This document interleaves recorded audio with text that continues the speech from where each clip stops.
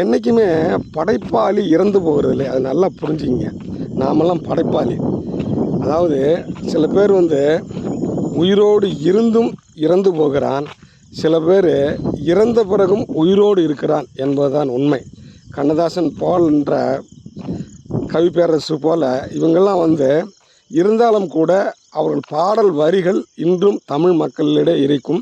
தமிழ் என்றென்றும் தமிழன் என்னென்று இருக்கிறானோ அன்றைக்கெல்லாம் அவங்களுடைய பாடல்கள் நின்று நிதானமாக விளையாடி செல்லும். அவங்க வாழ்ந்து கொண்டே இருப்பார்கள். அதான் கண்ணதாசன் ஒரு கான்ஃபிடென்ஸாக அடிப்பார். காவியத்தாயின் இளைய மகன், காதல் பெண்களின் பெருந்தலைவன், நான் நிரந்தரமானவன், அழிவதில்லை, எந்த நிலையிலும் எனக்கு மரணம் இல்லை. அந்த கடைசி வார்த்தை, எந்த நிலையிலும் எனக்கு மரணம் இல்லை அப்படின்னு சொல்லுவார். நான் எனக்கு இறப்புன்றதே கிடையாதுடா அப்படிம்பார். ஏன்னா அவன் படைப்பாளி என்றைக்குமே இறந்து போவதில்லை. நல்லா புரிஞ்சுங்க. அதனால் நீங்கள் எதையாவது படைத்துட்டு செல்லுங்கள். நான் ஏற்கனவே நிறைய இடங்களில் சொல்லியிருப்பேன். குதிரை கூட தான் சென்ற பாதையின் குளத்தை பதித்து விட்டது, ஏன் மானிடா நீ சென்ற பாதையின் தடம் எங்கே அப்படின்னு சொல்லுவேன். நீங்கள் எதையாவது இந்த சமுதாயத்துக்கு விட்டு செல்லுங்கள். இப்போ நாங்கள்லாம் ப்ரொஃபஸர் கண்ணுப்பாண்டி இருக்கார். அவர் எனக்கு கைடு ப்ளஸ் மென்டார். அவர் இறந்து பல வருஷங்கள் ஆகிருக்கு.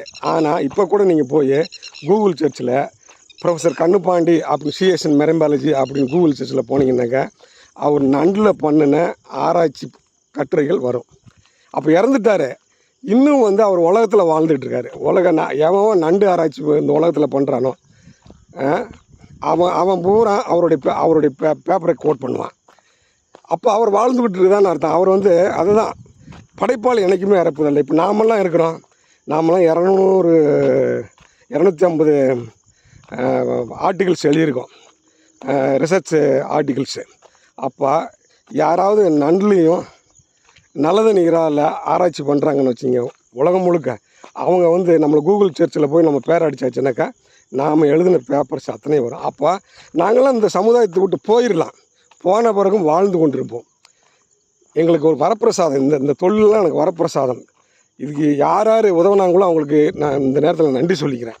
ஏன்னா மற்ற தொழிலில் அப்படி இல்லை. பெரிய பதவி கூட வச்சுருக்கலாம். ஆனால் அவங்க நேம் இப்படி இருக்காது. ஆனால் எங்களுக்கு நாங்கள் யூனிவர்சிட்டியில் வேலை பார்க்குறதுனால எங்களுக்கு 2 கண்கள் என்னென்னாக்கா ஆராய்ச்சியும்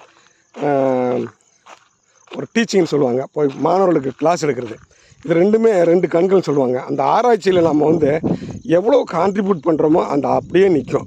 அது உலகம் முழுக்க நான் 250 ரிசர்ச் ஆர்டிக்கல் எழுதியிருக்கேன். இன்னொன்று இதில் நான் ஒரு கட்டத்தில் அண்ணாமலை பல்கலைக்கழகத்தில் நான் செகண்ட் இருந்தேன் பப்ளிகேஷனில். இப்போ எப்படி இருக்குன்னு தெரியல, நான் வெளியே வந்துட்டேன். அதே மாதிரி அந்த புத்தகங்கள் 15 புத்தகங்கள் எழுதியிருக்கேன். அது எல்லாமே வெளிநாட்டில் பப்ளிகேஷன்லாம் வந்திருக்கு.